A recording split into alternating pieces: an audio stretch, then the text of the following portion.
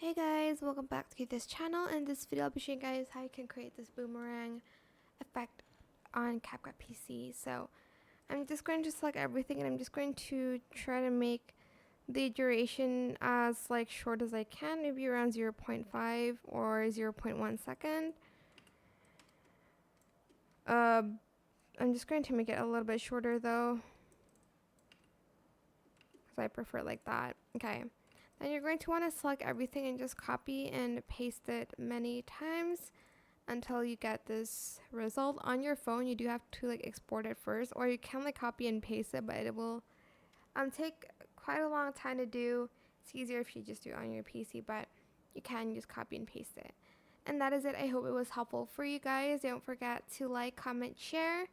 Also subscribe to this channel if you haven't done that already.